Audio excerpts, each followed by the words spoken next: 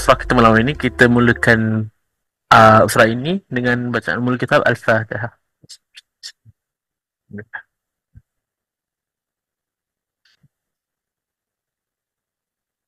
Amin, amin, amin. Saya tahu hari ini tajuk kita adalah Sains Emas, komoditi pilihan menentang riba. Tapi bila sebut pasal emas, saya sendiri sebagai seorang yang tak percaya akan emas, mengatakan bahawa betul ia boleh menentang riba. Untuk saya lah, pandangan awal saya mungkin dia boleh menentang riba, tapi adakah dengan cara pembelian emas itu sendiri adalah riba? Untuk saya fikir, oh, mungkin ya atau mungkin tidak. Tapi bukan saya yang mentang hari ini, jadi saya menjemput Prof. Kamal Razi untuk memberikan sharing pada malam ini. Silakan, Prof. Terima kasih Haida. Bismillahirrahmanirrahim. Alhamdulillah Rabbil Alamin. Wassalatu wassalamu ala asyrafil anbiya wal mursalin wa ala alihi wa sahbihi ajma'in. Assalamualaikum warahmatullahi wabarakatuh. Alhamdulillah kita dapat berpeluang bersama-sama pada malam ini untuk membincangkan satu perkara yang amat penting, iaitu bagaimana nak melawan riba. Jadi riba ni ialah eksesif, dan sebagaimana kita ketahui, riba adalah salah satu dosa besar yang Allah telah tetapkan, dan kita seharusnya menolak riba ni di dalam ekosistem ekonomi kita. Tetapi bila kita mencadangkan supaya menolak riba ni, kita kena cari satu cara untuk mengatasi dia. Walaupun ada usaha-usaha menentang riba ini dengan cara menurunkan nilai interest ataupun bunga yang digunakan, iaitu sama ada kalaulah riba normalnya adalah lebih tinggi, tetapi diturunkan dan dianggap itu sebagai satu perkara yang cara baik. Yang sebenarnya itu tak boleh. Sebenarnya bila Islam mengatakan bahawa kita kena perang riba ni, kita kena buang dia totally. Kita kena buang dia totally. Kalau kita tengok ayat Quran yang menceritakan mengenai riba ni, Allah mengatakan bahawa perniagaan ialah optionnya. Jadi perniagaan apa yang patut kita tumpukan? So di sini kali ini saya akan bincangkan mengenai emas, emas itu gold. Jadi the choice commodity to fight riba ni ialah gold. Jadi apa special dia gold ini ataupun emas ni yang menyebabkan dia boleh digunakan sebagai komoditi pilihan untuk menentang riba? Dan riba ni apa kita maksudkan? Yang ini pun juga kita kena tengoklah. Jadi kalau kita lihat dari segi apa yang saya nak bincangkan hari ini adalah gold. Memang cantik lah. Gold ni salah satu daripada yang Allah telah berikan kepada kita, dan ianya amat cantik. Dan kalau kita tengok jadual berkala, iaitu bahan-bahan di dalam dunia ini, dia nombor 79. 79. Ini adalah gold. AU, kata ringkasannya adalah AU. Dan ianya telah digunakan agak lama dari segi kerajaan Mesir yang lama, the old Mesir punya, pada tahun 3600 BC dah mula menggunakan emas ni sebagai wang. Dan begitu juga bila zaman Greek pada tahun 550 BC BC ini maksud dia before Christ, sebelum kelahiran mengikut ceritanya kelahiran Nabi Isa alaihissalam. Dan pada tahun Roman juga decide untuk menggunakan emas ni. Jadi kalau kita lihat emas ni memanglah ada favorite pilihan untuk kita gunakan sebagai wang. Jadi persoalannya, what happen now? Apakah yang terjadi sekarang ni sehingga emas ditolak keluar? To the point that kalau kita bercakap mengenai emas, selalunya tidak ramai yang berminat untuk berbincang kepadanya. Jadi kita akan lihat ya bagaimana boleh terjadi ya sehingga begitu sekali ya emas ini. Okey. Dan sebagaimana biasa ini adalah buku-buku yang klasik. Kan siapa yang berminat boleh hantar. Dan again ya sebagaimana biasa saya apa saja apa yang saya bincangkan di sini, kalaulah tuan-tuan dan perempuan mendapati dalam Al-Quran dengan Sunnah yang berbeza, maka ikutlah Quran dan Sunnah dan tinggalkan pandangan saya. Jadi dalam ajaran Islam ni ataupun kafah ya, kita boleh bagikan ni kepada syariah, akal dan akidah. Ini adalah 3 pembahagian besar ya di dalam ajaran Islam. Dan biasanya ya ustaz-ustaz kita akan membincangkan mengenai amal ini ataupun syariah ini dalam bentuk ibadah dan muamalat ya. Dalam ibadah ya, saya tak ada apa kata latar belakang untuk membincangnya secara detail kerana saya latar belakang saya bukanlah ibadah walaupun dari sudut sains saya ada membincangkannya untuk melihat ataupun perkukuhkan kepercayaan kita itu rukun iman dan juga rukun Islam. Tapi dalam muamalat kita dapati bahawa dalam muamalah ini ada boleh dibagikan kepada 2 juga, iaitu sama ada hukum ataupun hubungan politik ya, hubungan politik. Dan dari segi hukumnya muamalah ini boleh dibentuk dalam civil ataupun jenayah. Jadi dalam civil civil dan juga jenayah. Tetapi dalam hubungan politik kita boleh bagikan sebagai internal, iaitu yang di dalam dan di luar ya. Dan kalau di dalam hubungan politik ini termasuklah pentadbiran, ekonomi dan juga politik itself. Dan kalau kita terus ikut turun lagi dalam ekonomi pula, kita boleh bagikan kepada perdagangan, keuangan dan industri. So ini adalah typical dia lah. Jadi eksternal itu adalah perhubungan internasional lah. Okey, jadi kita dapati kalau kita nak buatkan satu carta apakah dia ajaran Islam, maka kita boleh bagikan seperti berikutlah: akidah, syariah dan akhlak moral, dan di mana dipecahkan lagi sehingga akhirnya kepada perdagangan, keuangan dan industri ini adalah ekonominya di bawah ekonomi itself. Jadi apa yang uniknya ni kalau kita lihat Rasulullah sendiri apabila dia berhijrah ke Yathrib iaitu bergerak daripada Mekah ke Yathrib. So sampai sahaja di Madinah Rasulullah lakukan 3 perkara yang agak unik yang perlu kita really look into it dan bincang mengenainya. Kerana apa yang uniknya ialah 3 perkara tersebut ialah pertama, dia Rasulullah SAW telah membina masjid. Jadi di sini banyak ulama mengatakan tujuannya adalah untuk memelihara akidah memelihara akidah.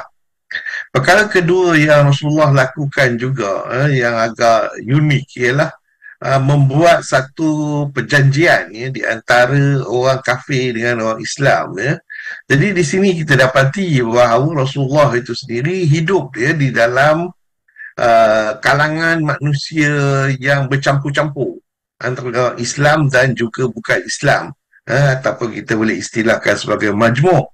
Dan perjanjian tersebut kita namakan dia sebagai Sahifah Madinah, Sahifah Madinah. Dan yang uniknya kalau kita betul-betul mengkaji mengenai Sahifah Madinah ini, perjanjian dalam itu kalaulah dia ada lebih kurang 47 para ataupun perkara yang disebutkan, hanya 23 saja iaitu perjanjian di antara orang Islam dengan orang Islam, dan selebihnya adalah di antara orang Islam dengan orang kafir. Jadi maknanya pada ketika Rasulullah berada di Madinah ataupun di Yathrib ketika itu, telah ada satu perjanjian bahawa Rasulullah duduk bersama dengan orang kafir dan kalau dilihat dari segi Sahifah Madinah ini, mereka duduk dalam keadaan aman, ya, tidak berperang di antara satu sama lain. Tapi saya tidak akan membincangkan perkara ini, ya, pada malam ini. Saya akan membincang ini perkara yang ketiga yang Rasulullah buat, yang selalunya tidak dibincangkan oleh ramai yang bercakap mengenai hijrah, iaitu membina pasar. Membina pasar. Rasulullah membina pasar bagi tujuan untuk memastikan ekonomi Islam itu dapat dilaksanakan, ya, dapat dilaksanakan. Jadi kita tengok, ya, bahawa proses hijrah, iaitu kalaulah kita nak ringkaskan, iaitu perubahan, ya, daripada satu dakwah yang mengajak orang kafir untuk masuk Islam, dan apabila Rasulullah berhijrah ke Madinah, dia menukar keadaan tersebut daripada orang berdakwah kepada orang kafir, tetapi menjadi tinggal bersama dengan orang kafir, ataupun dalam perkataan lain, dia membentuk sebuah negara yang terdiri daripada rakyatnya adalah orang kafir. Jadi dalam hal ini Rasulullah telah menetapkan 3 perkara yang dikatakan penting, ya, untuk sebuah negara. Yang pertama ialah masjid sebagai menjaga akidah umat Islam, dan Sahifah Madinah, iaitu perjanjian antara orang Islam dengan orang kafir, dan pasar, ya, supaya ekonomi Islam dapat dilaksanakan, ya, dan tidak mengikut ekonomi konvensional ataupun kalau sama ada kapitalis ataupun ekonomi sosialis, ya. Jadi ini interesting, ya. Memang kita lihat, ya, bahawa Rasulullah, ya, bila dia berhijrah, dia melakukan perkara yang sepadan dengan apa yang dilakukan untuk memerintah berbanding dengan semasa Rasulullah berada di Mekah, ya, Mukarramah. Jadi inilah dianya keunikan yang perlu kita faham, ya, proses, ya, hijrah itu sendiri. Okey. Dan kalau kita lihat, ya, saya ingin menumpukan kepada ekonomi itu sendiri, ya. Kalau kita tengok ekonomi semasa sekarang ini, dan saya telah bentangkan dalam Sains Kewangan Islam satu ekosistem syumul, ya, pada 4 Disember 2023, ya. Jadi siapa yang ingin melihat dari segi detailnya boleh lihat di sana. Tetapi saya nak highlight kat sini supaya kita faham, ya, bagaimana perkaitannya dengan emas, ya, dengan emas itu. Kalau kita tengok ekonomi semasa sekarang ni, dan kita ekonomi kewangan adalah komponen penting dalam ekonomi, ya, kerana itu akan menyebabkan ekonomi itu bergerak, ya, bergerak. Jadi kewangan semasa ini sekarang ni dalam bentuk kapitalis, ya, dalam bentuk kapitalis dan juga sosialis, ya. Tetapi apa yang menyebabkan kita susah hati, ya, mengenainya ialah kerana kapitalis ini berasas kepada hutang, ya, berasas kepada hutang. Dan apabila dia berasas pada hutang, maka dia berkait dengan riba, ya, dengan riba. Dan bukan itu saja, ya, kewangan semasa ini selain daripada dia berdasarkan kepada kapitalis, dia juga menggunakan wang, ya. Wang ini adalah bukan wang yang digunakan di zaman Rasulullah dahulu, iaitu dirham dan dinar, tetapi wang kertas yang kita namakan dia sebagai wang fiat, ya, wang fiat. Wang fiat ini adalah juga riba. Jadi apa yang kita akan lihat di sini ialah bahagian ini, ya, bahagian ini, iaitu bagaimana wang tersebut, ya, kalaulah kita nak berpatah balik, ya, kepada dirham dan dinar, ya, sebagaimana di zaman Rasulullah dan disebutkan dalam 2 ayat Quran, maka kita patut, ya, berpatah balik kepada kedua-dua penggunaan wang yang berasaskan kepada komoditi, ya, wang yang berasaskan kepada komoditi, dan bukan yang menggunakan wang fiat di mana in God we trust, ya, maknanya nilainya sebenarnya tidak ada, ya, hanyalah nilai kertas tersebut, dan malangnya ianya adalah riba. Dan dalam hal ini, ya, yang sebenarnya kita ada dua option. Ada option yang ketiga yang selalu tidak disebutkan, dan ini jelas ya semasa perbincangan di Davos dahulu ya. Apa yang dibincangkan ialah kapitalis dan juga sosialis ya, ekonomi sosialis dan kapitalis. Tetapi yang tidak dibincangkan ialah ekonomi Islam. Malang sekali lah kita masih agak lemah di peringkat ekonomi antarabangsa dan ini pun juga saya telah bincangkan dalam salah satu topik perbincangan saya mengenai sains ekonomi Islam. Okey, jadi apa yang option yang kita ada sebenarnya, kita tak perlu melihat kepada kapitalis, hutang dan riba, dan kita tak perlu melihat kewangan semasa berdasar kepada wang fiat yang juga membawa kepada riba dan apa yang kita hendak ialah sistem kewangan Islam. Sistem kewangan Islam, apakah dia asas untuk sistem kewangan Islam ini Pertama dia mesti tak ada riba. Itu adalah perkara yang pertama. Yang kedua, dia bukannya gharar, maknanya kita tak pasti betul apa benda yang sebenarnya. Dia tak boleh maisa ataupun dia berjudi. Dan yang ketiga ialah dia tak boleh niaga masa depan which is basically sama juga dengan gharar kerana kita tak tahu apa jadi pada masa depan. Dan itu adalah pantang larang unsur-unsur terlarang yang mesti dibawa dan dipotong terlebih dahulu Jadi kalau kita nak cakap mengenai kewangan Islam, kalaulah kita masih ada riba, maka ia bukannya kewangan Islam. Kalaulah dia masih ada gharar, maka dia juga bukan kewangan Islam. Kalaulah dia berasas pada judi, juga bukan. Dan kalaulah dia niaga masa depan, juga dia bukan. Jadi apabila dia telah fulfill 4 perkara ini, barulah dianggap sebagai kewangan Islam. Dan macam mana pula kewangan Islam nak jadi ekonomi Islam? Dia mestilah melakukan, dia dilarang dalam muamalatnya, iaitu menjual arak, babi, rasuah, menimbun, cukai dan lain-lain. Kalau dia tak lakukan ini, barulah boleh jadi ekonomi Islam.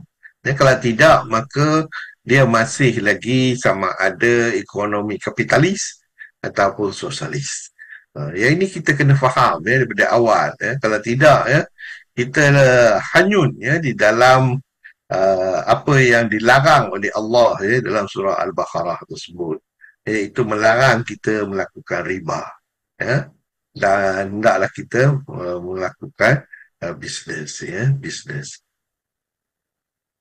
Jadi dunia ekonomi kita ni telah mengalami polarisasi dua kekuatan ekonomi, iaitu sistem ekonomi konvensional dan sistem ekonomi syariah.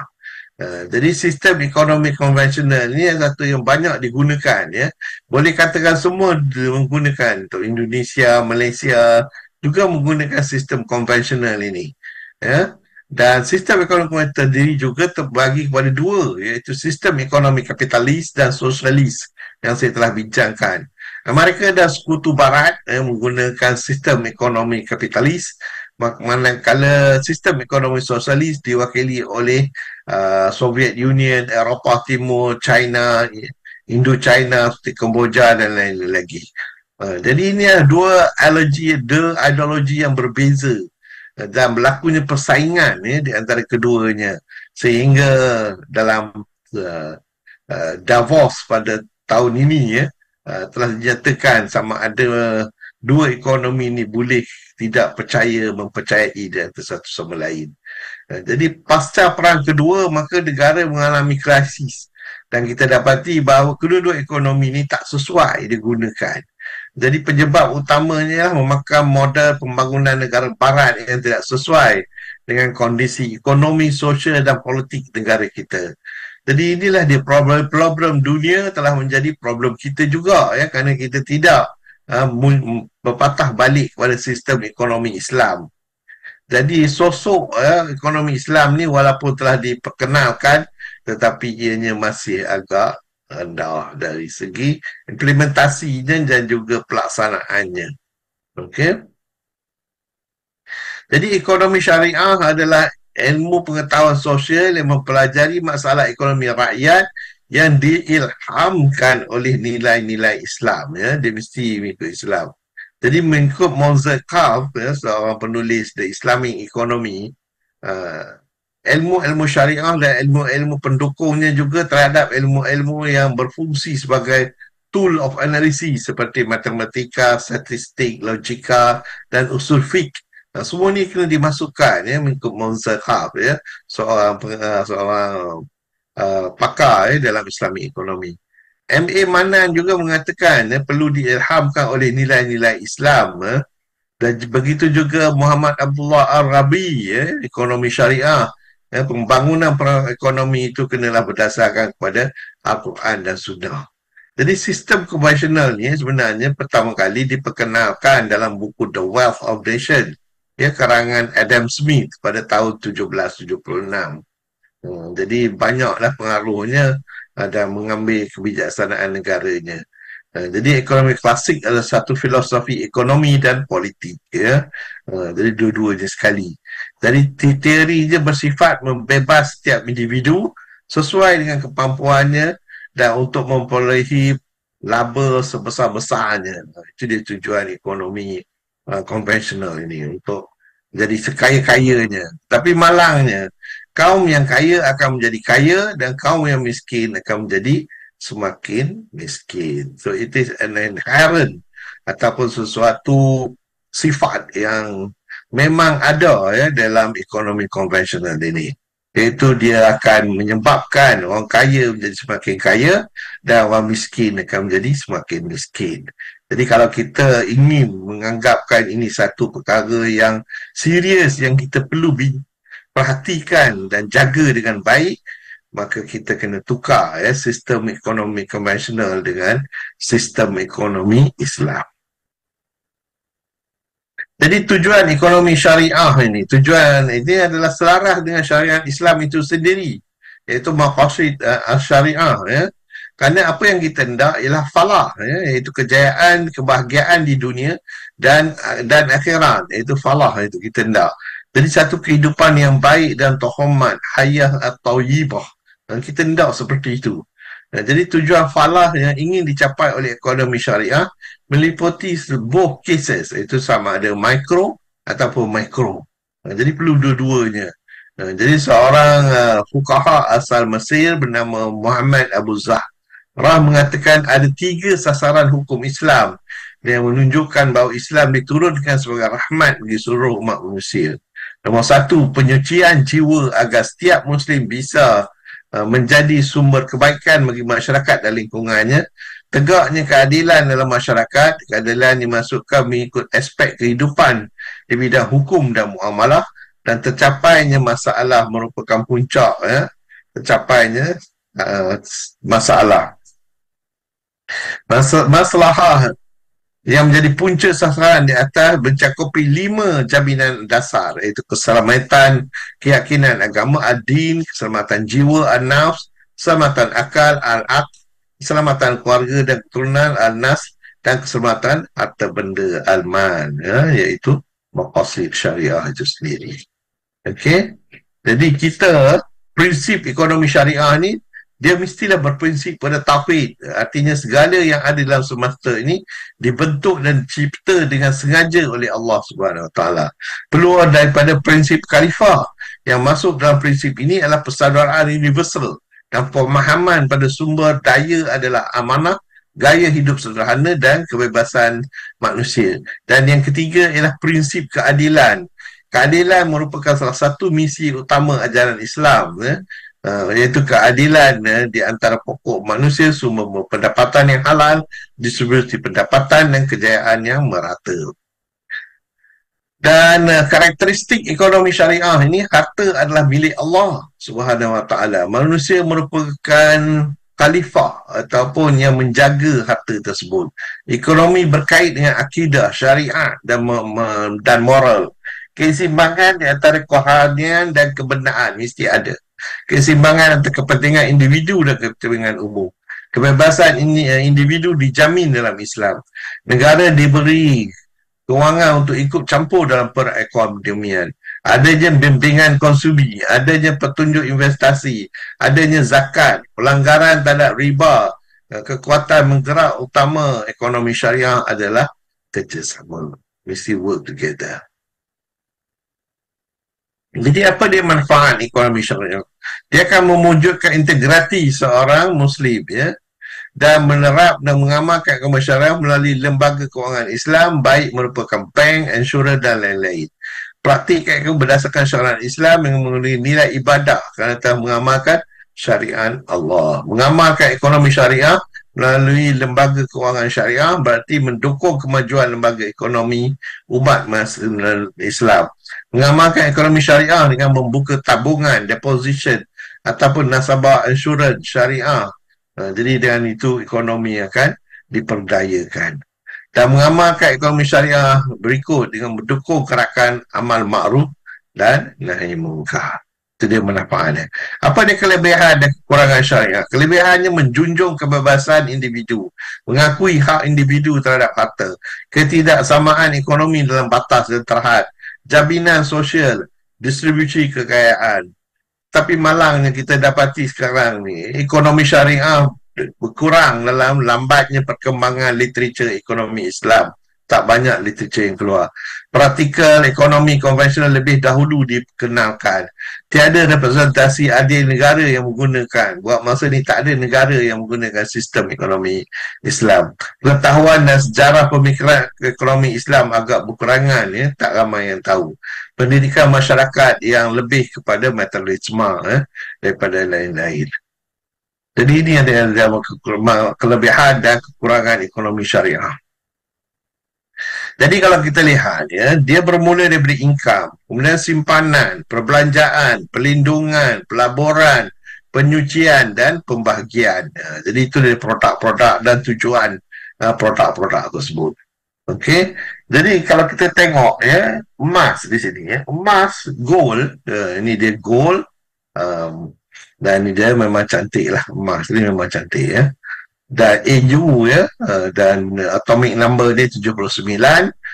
Jadi ini dia adalah jenis transition metal, ya, transition metal. Structure dia, crystal structure dan lain-lain, ya. Atomic weight dia adalah 196.9. Jadi kalau tengok structure dia seperti itu, iaitu face-centered cubic, FCC, ya. Di maknanya di tengah tiap kubus ni ada satu atom. Jadi face-centered lah. Dia betul-betul kat tengah ni ada satu lagi. Face-centered cubic, itu dia punya structure dia. Jadi itu dia emas. Dan kalau kita tengok dari segi perubahan harga dia, ya, sekarang ni harga dia lebih kurang 2,022 bagi 1 ounce, bagi 1 ounce. Kalau 1 gram lebih kurang 65 US dollar, 1 kilo lebih kurang 65,000 dolar.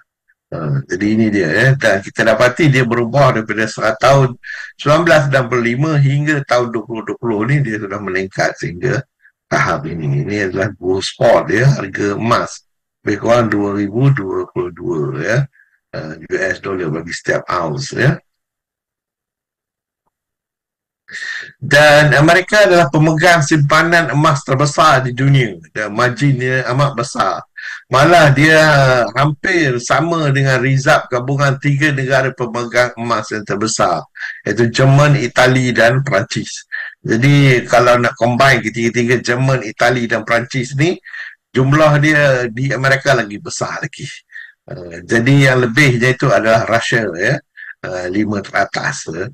Dan tabung kewangan antarabangsa IMF lebih banyak emas berbanding dengan Itali tapi kurang daripada Jerman. Kerajaan hari ini tidak lagi memerlukan semua wang mereka disandarkan kepada emas. Walaupun demikian mereka masih menyimpan jumlah jongkok untuk melindungi daripada hyperinflasi, ya.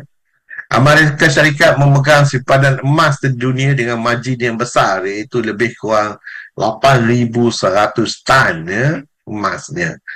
Negara-negara lain adalah lebih sikit lagi daripada itu. Jadi yang punya rizab emas banyak pada sehingga Mac 2022 ni, negara yang paling banyak rizab adalah Amerika, sebenarnya saya katakan tadi, iaitu 8,133 tan, Dan Jerman 3,359 tan, Itali 2,451 tan, Perancis lebih kurang 2,435 tan. Rusia adalah 2,301 tan. Malaysia tak boleh nak sebut, kecil sangat. tak perlu tak banyak. Jadi di mana stok terbesar dunia macam saya katakan tadi lah, adalah DAS dan letaknya di Federal Reserve Bank di New York. Dan berapa banyak emas AS ada dalam reserve dia ada macam saya sebutkan tadi lah 8,000. Di manakah punya reserve emas terbesar di dunia? Dekat US dan Itali, Perancis dan Rusia. Ini dia negara-negara. Tahun lepas Malaysia mencapai peningkatan dalam permintaan emas dia. Emas Malaysia adalah sebanyak 18.5 tan saja. Itu dia berbanding dengan Amerika tadi 8,133 tan emas. Malaysia cuma ada 18.5 tan. Jadi itu adalah berada di tempat ke-8 di pasaran dunia. Malaysia ketinggalan Turki, Rusia, Singapura, Emirat Arab, Vietnam, Iran dan Mesir. Jadi perbandingan dengan pada tahun itu, Mesir mempunyai permintaan tertinggi tahun lepas. Itulah dia emas. Jadi kita Malaysia ni emas kita terlalu sedikit lah. Okey, dari segi volume dia kita akan dapati kebanyakan perniagaan berlaku di London. Emas ni berlaku di London. Jadi kalau nak berniaga emas pergi ke London lah. Even Shanghai pun sikit saja. Di Amerika pun tak apa banyak. Tapi yang paling banyak sekali ialah di London. Jadi kalau tengok peta dunia ni, kita dapati kalau lah di pasaran Dubai, India, Singapura dan Hong Kong ni adalah. Tapi macam saya katakan tadilah, kebanyakannya adalah di London. Okey, jadi IMF ini berurusan dengan cadangan emas. Cadangan emas disimpan oleh negara anggotanya. Tetapi akhirnya telah ditolak. Later. World Bank juga berkata seperti begitu. Kredit dan pinjaman tu supaya dapat dia menggunakan emas sebagai kredit dan pinjaman dalam bentuk emas. Kebijaksanaan monitor dan nilai polisi duit juga bergantung dan nilai tukar. World Bank berpegang kepada siapa yang pegang duit yang emas yang paling banyak. Kerana Amerika Syarikat ini kerana terlalu besar, dia mengawal International Monetary Fund IMF dan World Bank dunia. Jadi dengan itu dia boleh membuat oleh kerana kontribusi dia adalah tinggi, dia boleh mengawal IMF. Pengaruh dan keputusan ni selalunya terjadi kepada IMF. Begitu juga dengan World Bank, kontribusi kewangan oleh Amerika Syarikat agak tinggi dan ia mempengaruhi dalam polisi dan pengurusan World Bank. Okay? Jadi kita dapati mereka ni pengaruh dalam penetapan polisi global, dukungan dan pembimbing global sekarang ni berada dekat Amerika sebagai ekonomi terbesar di dunia. Jadi penting untuk dicatatkan Amerika Syarikat memiliki pengaruh besar IMF dan World Bank dan ini meliputi banyak negara. Jadi kalau kita tengok sejarah wang dia bermula dengan emas dan kemudian sekarang ni dah jadi dalam bilion kripto duit kripto. Jadi berubahlah daripada barter trade, kemudian kita guna shell, kemudian guna copper, dan akhirnya emas dan seterusnya lah. That is history of money. Sebab yang saya katakan tadi dia bermula before Christ lagi. Ada Rome, kemudian Byzantium, Florence, Netherlands, Spanish money, pound, dan akhirnya sekarang ni kebanyakan menggunakan dolar, US dollar. Dan di Asia ni kita ada Malaysia ringgit, ada rupiah, ada peso, ada dong, ada baht, ada dolar, ada kip, Laos kip, Brunei dolar, Myanmar kyat, dan juga Cambodia rial. Ini semua duit-duit di Southeast Asia. Okey. Jadi Al-Quran tentang penggunaan dinar dan dirham ni kita dapati bahawa hanya disebut sebagai mata wang yang dipakai oleh manusia dan tidak meminta kita supaya menggunakan ataupun tidak menggunakan. Dalam surah Al-Imran ayat 75 yang bermaksud di antara ahli kitab ada yang jika kau percaya kepada harta yang banyak, nescaya dia mengembalikannya kepadamu. Tapi ada pula di antara mereka yang jika engkau percaya kepadanya, 1 dinar dia tidak mengembalikan kepadamu, kecuali jika engkau selalu menagihnya. Dan demikian itu disebabkan mereka berkata, tidak ada dosa bagi kami tak ada orang-orang buta huruf. Mereka katakan hal yang dusta terhadap Allah, padahal mereka mengetahuinya. Jadi ayat ni jelas bahawa dinar dipakaikan sebagai alat sah transaksi pada zaman Rasulullah.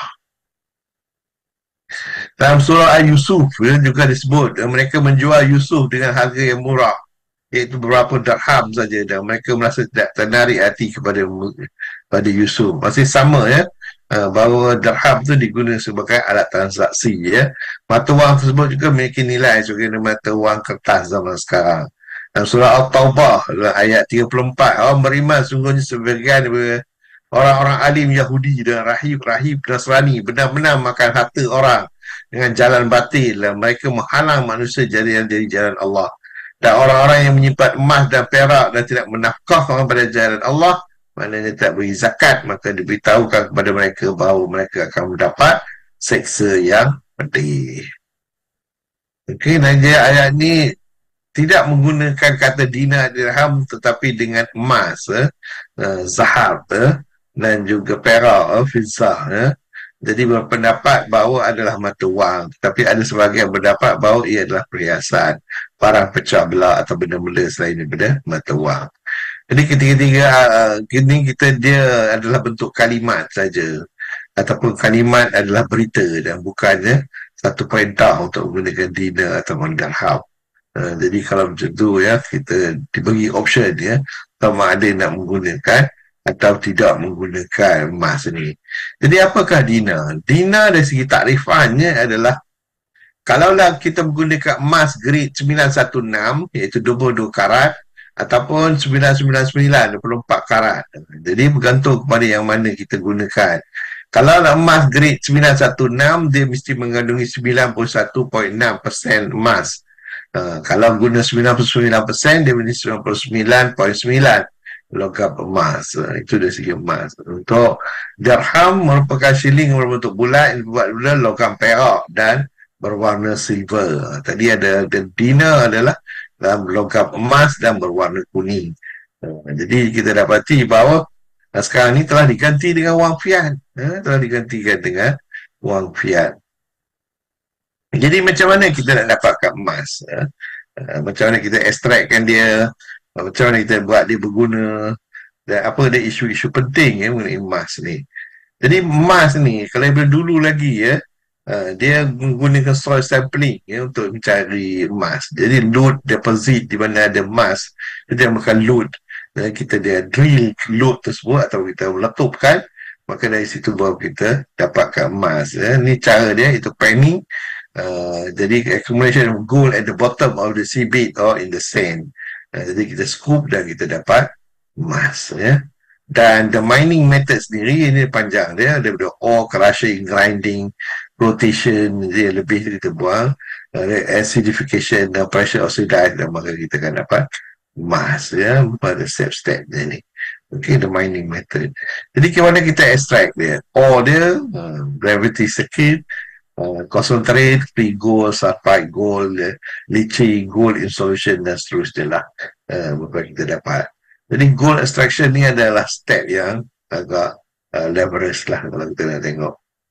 Jadi macam mana kita buat dia supaya dia sesuai untuk diguna. Jadi bergantung kita menggunakan, kita tambah borax dan soda ash pada moltennya. Jadi dengan itu emas itu akan menjadi lebih mudah untuk dijaga dan dikawal. Dan gold ini kalau kita tengok dari history ni dah bermula dia sebagai jewelry kerana dia cantik kemudian digunakan sebagai ornament sebagai wang pada tahun 1500 BC. Seterusnya digunakan sebagai wang. Jadi gold history ni memang cantik lah. Jewelry seperti berikut dalam elektronik sekarang ni, dalam medicine, dalam gold in computer, dalam space, dalam astronaut kan juga menggunakan gold. Jadi gold standard ini katakan dia mula dan peranan mengapa boleh mereka dapat banyak wang itu ialah mereka decide untuk hapuskan penggunaan gold ini pada tahun 1971, di mana dia minta semua orang siapa yang tak ada, yang tak bagi ke kerajaan akan dimasuk penjara. Hanya boleh simpan sedikit wang saja, sedikit gold saja, oleh Richard Nixon. Okay. Jadi dagangan emas ni spekulasi dia sebagaimana perniagaan lain lah. Terdapat berapa banyak mungkin keputusan untuk perdagangan emas. Jadi tidak semestinya perlu megang beli rendah jual tinggi kerana boleh membeli dan menjual harga emas mengikut pasaran. Jadi forex versus perdagangan emas keputusannya ada sama untuk beli wang ataupun emas akhirnya bergantung pada risiko yang kita nak lihat. Perdagangan emas ni terkenal dengan kestabilannya, dia emas stabil. Nilai emas ni dari segi jarahnya adalah dia agak stabil dan secara relatifnya dan dia ni amat popular kerana dia cantik. Apa yang menggerakkannya ditentukan oleh penawaran dan permintaan, supply dan demand terhadap emas ni. Faktor utama yang mempengaruhi harga emas adalah ketidaktentuan ekonomi dan politik. Orang suka untuk menyimpan emas, especially kalau ekonomi dan politik kawasan itu tidak bagus. Dan kegunaan industri kerana banyak boleh digunakan untuk barang kemas, teknologi dan pelaburan. Dan banyak lagi penemuan-penemuan baru untuk emas ni berlaku di seluruh tempat. Negara kita juga sebenarnya adalah negara emas mengikut satu pandangan ahli sejarah jadi dolar US hanya tak bergantung pada emas dia God we trust, dia adalah duit fiat. Jadi bagaimana perdagangan emas dalam talian? Anda boleh berdagang emas dengan membuat akaun perdagangan niaga hadapan emas. Perniagaan emas terutama dalam pasaran OTC di London ataupun dekat US kat COMEX ataupun kat Shanghai. Jadi ini adalah tempat-tempat di mana kita boleh berniaga emas. Dan perniagaan ini adalah future online sama ada pilihan emas ataupun membuat panggilan atau membeli option jual sebagai alternatif dan emas ini adalah kena zakat dalam Islam dia kena zakat 100 gram berat emas dipakai 90 gram urutan dia 10 gram jadi ini adalah zakat emas perhiasan yang perlu kita keluarkan. Dalam Islam, kaum lelaki diharamkan memakai apa saja barang yang berunsurkan emas, termasuk gigi emas. Jadi larangan ini ditetapkan oleh beberapa hadis yang jelas mengatakan tak boleh menggunakan emas. Mengapa yang tak boleh ni? Ahli sains telah melihat bahawa partikel emas ni mampu menembusi kulit dan masuk ke dalam saluran darah manusia. Dan ini memberi kesan yang berat kepada badan kesihatan pemakai. Dari sudut sains jelas bahawa kondisi dan tekstur kulit lelaki sangat berbeza dengan wanita. Jadi apa yang berlaku ialah sebagai contoh emas tulen adalah 24 karat tapi kebanyakan barang emas adalah dalam bentuk 18 hingga 22 karat. Jadi adanya alloy ini. Jadi penggunaan emas terhadap kulit telah dikaji oleh seorang pakar di Afrika Selatan dan dia pasti bahawa kalaulah orang lelaki berpeluh dia akan menyebabkan tidak balas dengan alloy emas yang dipakai dan ini akan menyebabkan dia meresap ke dalam kulit manusia manusia lelaki. Dan amaran emas yang kurang daripada memang terbukti boleh memasuki liang roma kulit jadi ini boleh menyebabkan seorang lelaki itu berpenyakit dan ini adalah satu masalahnya untuk orang lelaki kerana apabila logam masuk dalam kulit dia akan mendapat neurodegenerative ataupun lebih dikenali sebagai Alzheimer atau Parkinson ALS ALS. Neurodegeneratif ini pada wanita tak ada, tak banyak berlaku kerana mereka ada hormon estrogen somehow dia ada hormon hormon ini akan menyebabkan mobility dalam peredaran darah. Jadi orang lelaki juga memiliki hormon tapi ia sangat sedikit. Malah fungsinya juga tidak diketahui waktu ini. Eh, Jadi sebagai contoh ya penggunaan saham tu. Kalau kita tengok di sekat ini, ini kriteria saham syariah katanya. Jadi ini adalah bukan patuh syariah. Ini ada riba. Okey. Jadi beberapa negara termasuk memasukkan unsur-unsur Islam dalam ekonomi mereka, Saudi sebagai contoh, Iran, Malaysia juga, tetapi mereka tak complete, masuknya tak lengkap dan masih ada lagi unsur-unsur riba di dalamnya. Jadi tidak ada sebuah negara di dalam dunia ini yang ekonominya 100% Islam. Jadi perkara ini perlu kita ubah, kerana itu adalah kehendak Rasulullah dan Allah. Pada zaman Rasulullah, dia telah introduce pasar, mana yang saya telah sebutkan pada awal tadi, iaitu dia pakai suk. Mereka mempunyai keanekaragaman produk sama macam pasar biasa. Sistem barter dan menggunakan mata wang, etika perdagangan dia ikut Islam, kesejahteraan sosial dia, pengaturan harga dan kontrol, pertukaran antar suku dan komuniti, pentingnya wakaf, pengaruh pertanian. Jadi pada zaman Rasulullah pun dah ada dah. Yang bukanlah ianya satu perkara yang baru. Dan tumbangnya pasar Yahudi, pasar ribawi, dan tumbuhnya pasar Islam, pasar syar'i. Jadi kita dapati pasar Bani Kainukah yang dimiliki oleh Yahudi akhirnya tumbang dengan adanya pasar yang Rasulullah buka untuk orang Islam. Jadi ini kita nampak bahawa Rasulullah pada ketika itu juga telah melawan sistem keuangan konvensional ini.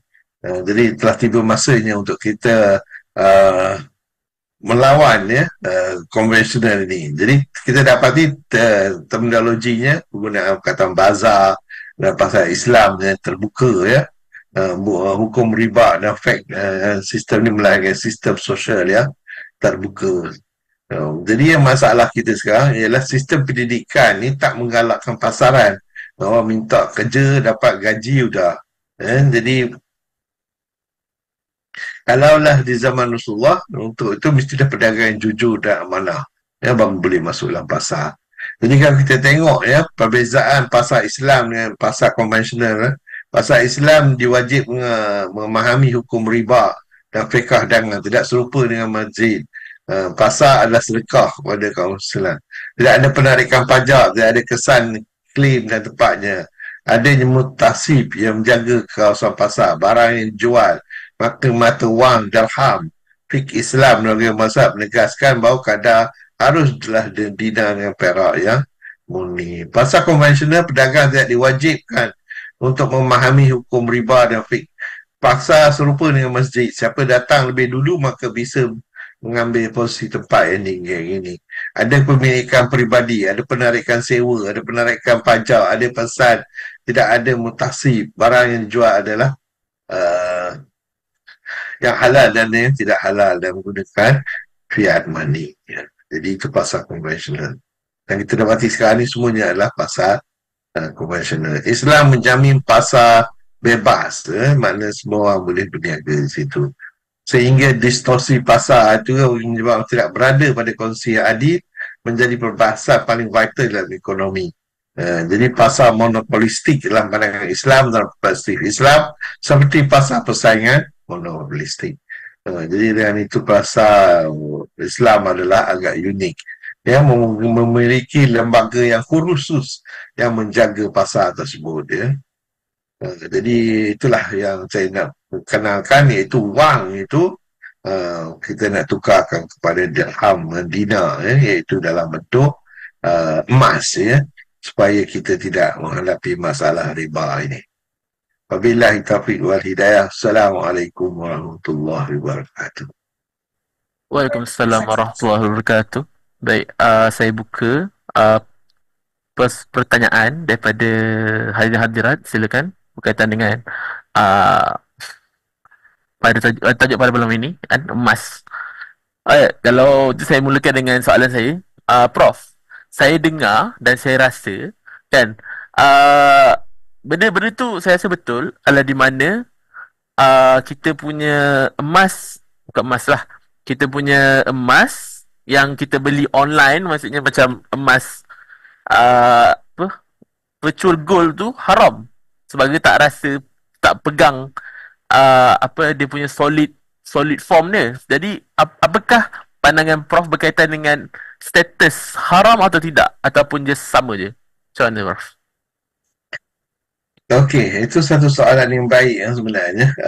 Sekarang ni kebanyakan bank macam public bank dan juga ada juga institusi-institusi yang menjual beli emas dia akan memberi kita, kalau kita minta kat dia, dia akan bagi kita jongkong emas tu. Dia akan hantar melalui pos laju dan kita akan dapatlah. Kalaulah satu jongkong emas itu berat je berapa ounce, dia akan bagi banyak itulah kepada kita. Tetapi kalau untuk bank sekarang ni yang banyak menggunakan kaedah ini, selain daripada bank yang paling banyak saya dalam dari segi transaksi dia ialah public bank. Kita boleh pergi ke public bank dan dia akan boleh bagi kita dirham, berapa banyak dirham yang kita nak beli. Jadi isu sama ada dia kita tak pegang emas itu atau tidak, saya rasa itu cerita lama tu. Jadi sekarang ni, zaman sekarang, kalau you beli emas, mereka boleh bagi kat you emas tu kat you seketui. Cuma sama ada kita nak bawa balik dah, takut nanti dihantar kita tinggal kat rumah, hilang pula kat rumah, nanti tak boleh nak buat apa. Jadi saya, kalau macam saya sendiri, kalau saya involve dalam emas ni, saya minta apa masyarakat yang saya beli emas tu, so dia simpan. Bila saya nak hendak rasa-rasa nak pegang ke, mungkin saya minta dia, lepas tu saya hantar balik lah. Faham. Uh, ada lagi tak yang lain? Boleh? Silakan. Hadirin, kalau ada persoalan silakan.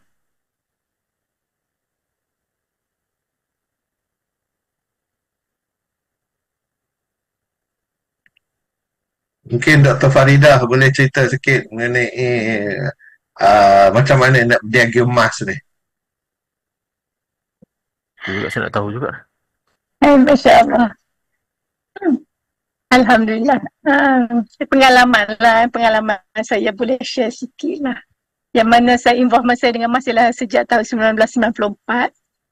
Okay, iaitu semasa harga emas bernilai hanya RM19 sahaja 1 gram.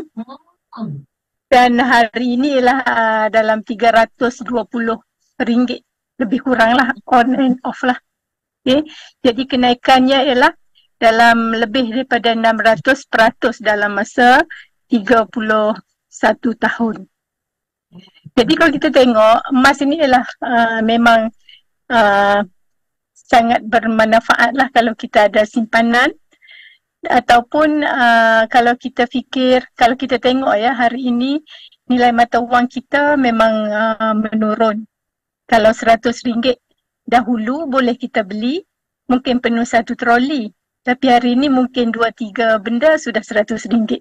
So it means that the value nilai duit wang kita ialah menurun. Tapi bagaimanakah caranya untuk kita manfaatkan supaya ianya terus meningkat? Itu dengan convert kepada emas lah. Okay? Convert pada emas. Boleh dengar ke? Boleh. Loud and clear. Boleh, clear.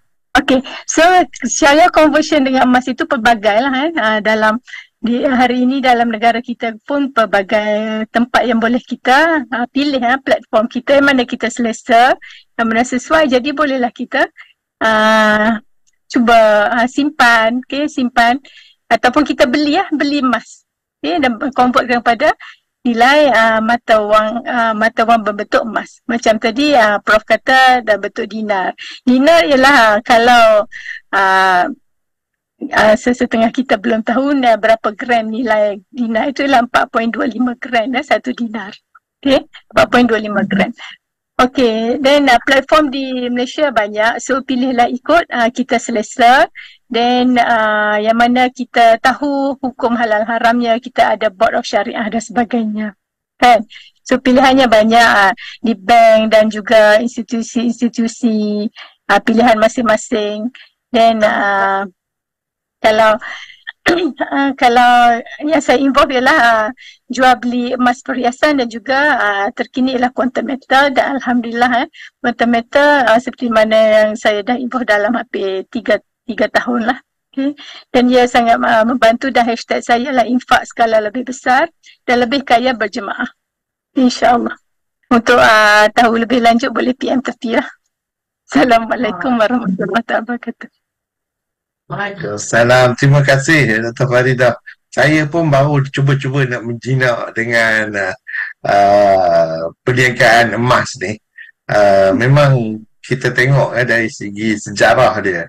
Dia hanya very stable, dan walaupun dia jatuh kadang-kadang, tetapi dia tak jatuh banyak. Kemudian dia akan naik balik.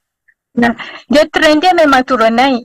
So tapi dalam channel dia. Turun naik itu dalam channel, dan dia memang menaik.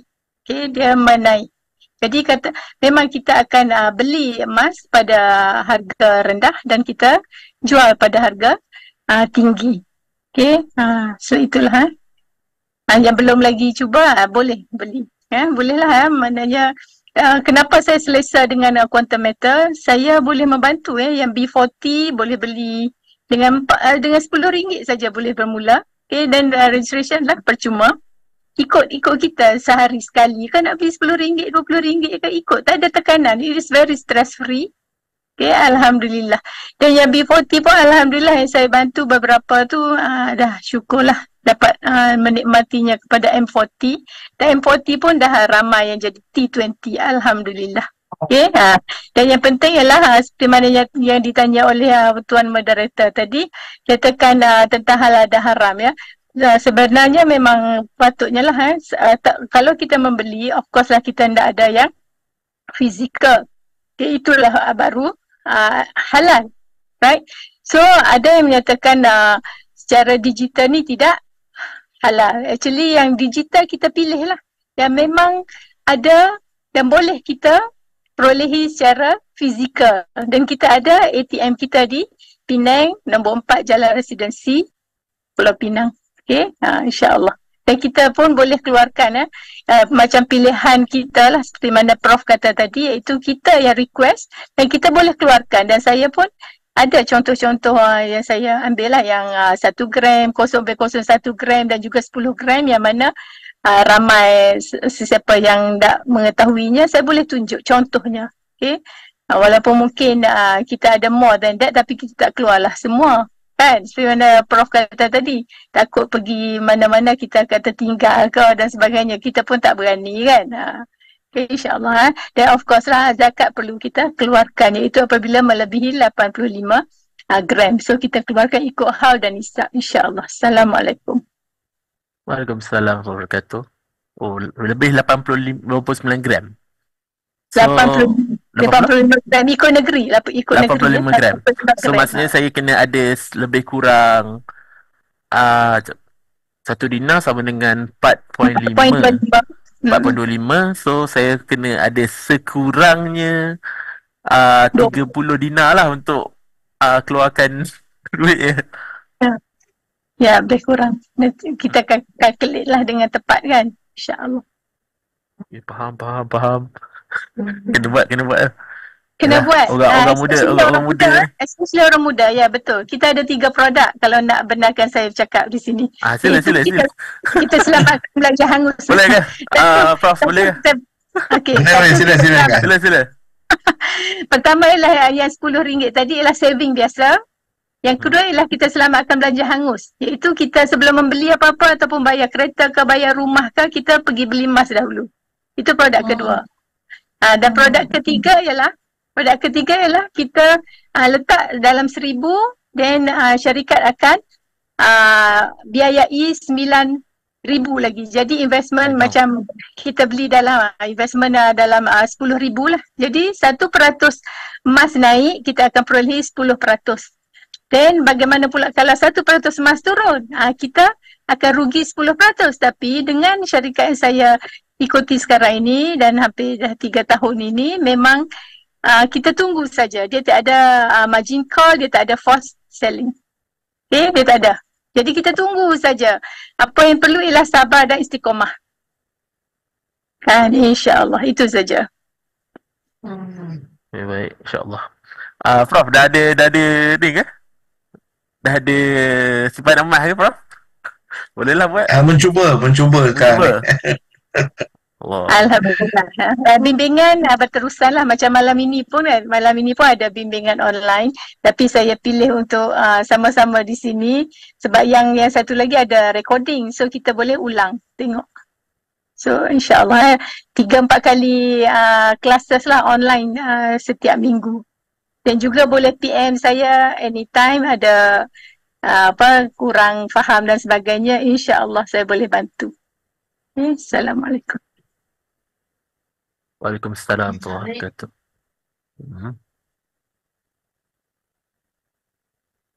Baik, Prof.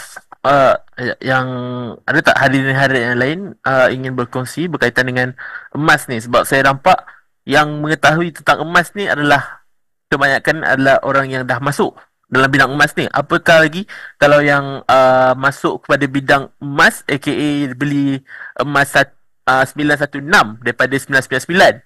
Ada tak yang di antara hadirin dengan hadirat yang menyimpan emas 916? Ada tak? Ke memang tak ada? Saya tambah sikit lah. 916 ialah perhiasan lah. Perhiasan iaitu yang wanita duk pakai tu ialah 916 lah. Sebabnya kalau 999 ini dia sangat lembut dan dia mudah ni lah kan. Dia tak sesuai untuk perhiasan. Jadi memang kita simpan gold bar ke 999.9 kan. Jadi kebanyakan wanita kalau dia tidak ada simpanan gold bar, of course insya-Allah lah mungkin satu perhiasan orang kata sekecil janggut udang pun dia ada emas. Dia ada emas lah. Okay, 916. Iaitu 91.6 ialah pure gold dan dicampurkan dengan campuran logam-logam yang lain lah untuk ianya menjadi bentuk keras sikit lah supaya tahan. Okay. Itulah. So 916 tidak suatu yang reliable, is it? Dia sangat dimiliki lah. Mana kata orang wanita ni ada 916 kebanyakannya. Okay. 999 tu pilihan lah. Okay. Pilihan untuk simpan gold bar dan sebagainya. Saya sebagai orang lelaki suka simpan gold bar. Kerana kita tak boleh pakai pun. Betul. So, tambah orang muda sepatutnya simpan gold bar. Betul. Orang lelaki lah. Macam Haida, saya tak suggest simpan 916. Dia tak boleh pakai pun. Satu lagi 916 ni masa beli dia tinggi. Sebab dia ada upah canak, upah pembentukan tu kan, upah jualan dan sebagainya. Dan masa bila jual dia turun sikit lah. Dia tak ambil dah harga upah tu. Dia just ambil berat saja. Jadi untuk saya yang patutnya kalau saya nak beli emas yang fizikal, saya patut beli dinar lah. Bukan beli 916. Betul? Ya, 916 kalau nak inilah bagi anak, isteri dan bonda ke dan sebagainya kan. Alhamdulillah mak saya tak suka emas. Itu antara yang best, mak saya tak suka emas. Bukan, kalau bagi insya-Allah dia simpan dan jadi macam investment lah untuk dia kan, untuk mak. Kalau beli hari ni, okey, dalam 5-6 tahun ataupun hujung tahun ni nilainya dah berbeza. Contohnya masa ni harga 1,000. Dalam hujung tahun ini sudah jadi mungkin 1,200. 1,500. Okay, because it's going from hari ini Prof kata tadi 2022 per ounce kan. Akan pergi kepada 2500. Dan pretty soon dia akan jadi more than that. Dia tak akan turun. Okay, yang RM19 segram yang tahun 94 tu tak akan terulang lah. Dia bye-bye saja. Okay. Faham. So kalau belum mula menyimpan, insyaAllah menyimpan emas. Ini saranan sajalah. Amin. Yalah, Amin. saya muda lagi. Boleh. Baby baru lahir pun boleh simpan emas. Oh ya, tak apa. Sebab sekarang ni Yes. memang terfikir. By the time dia masuk universiti, insyaAllah simpanan masa simpanan masa lahirnya tu boleh cover. Tak perlu PTPTN dah, insyaAllah. Ush, Dengan izin Allah. jauh. Belum terfikir. Betul tak nak. Okay, insyaAllah. Right. Silakan. Terima kasih. Prof, boleh tak berikan sedikit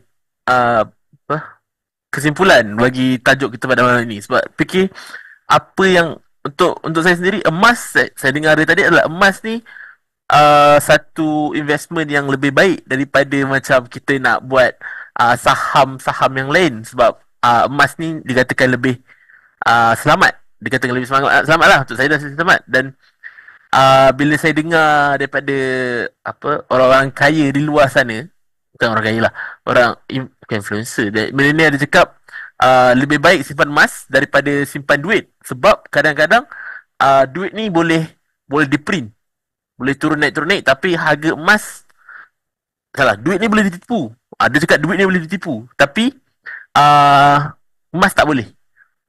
Sebab Allah tahu ni emas berat, harga mahal. Saya nampak, silakan. Simpulan. Dalam perbincangan kita hari ini, sebenarnya tujuan saya untuk memberitahu kita semua bahawa emas ini adalah satu option yang kita selalu tak ambil kira. Kita tak ambil kira.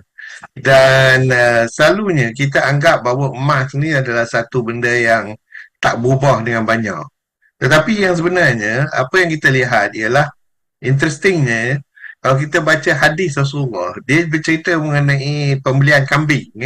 Dalam pembelian kambing itu, dia beli dengan, pasal dia guna duit zaman tersebut.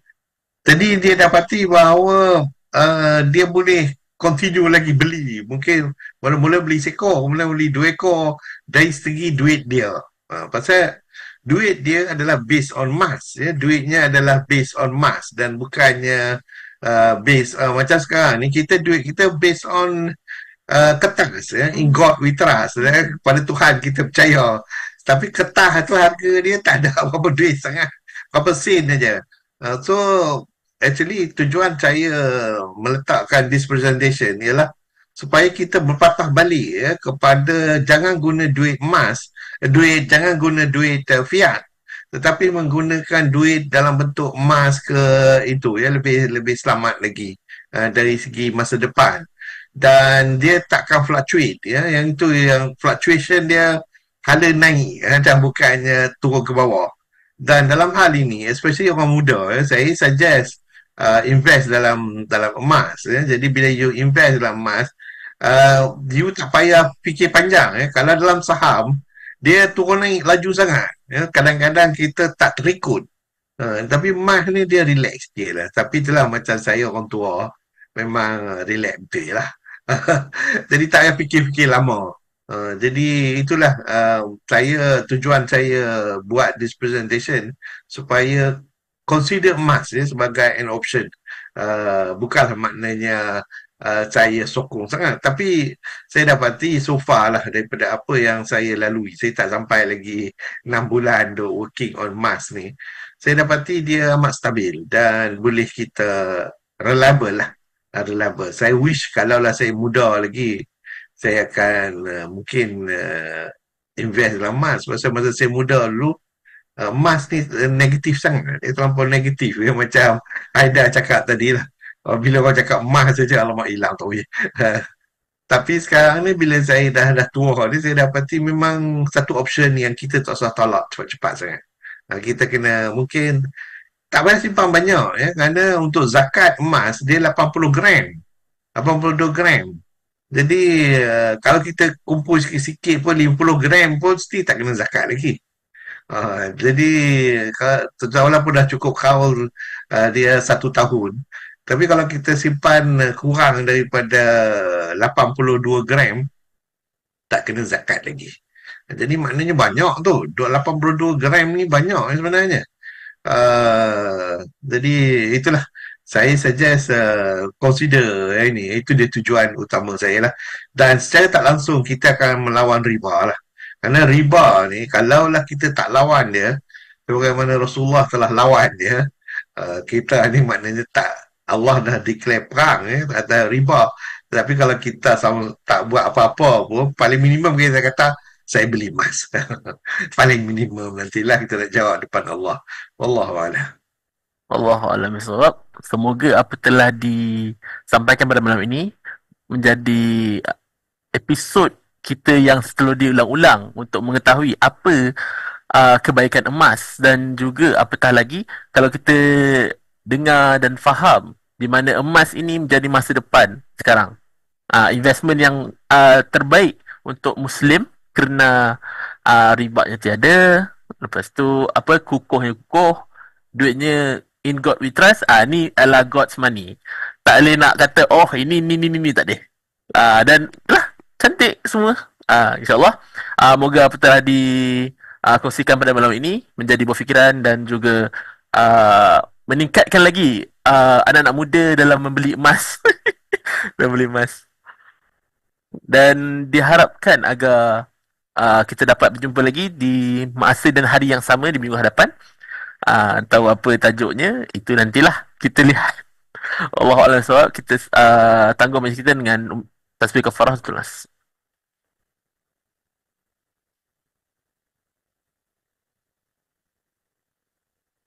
Amin amin amin. Saya sudah ini wala astaghfirullah. Assalamualaikum warahmatullahi wabarakatuh.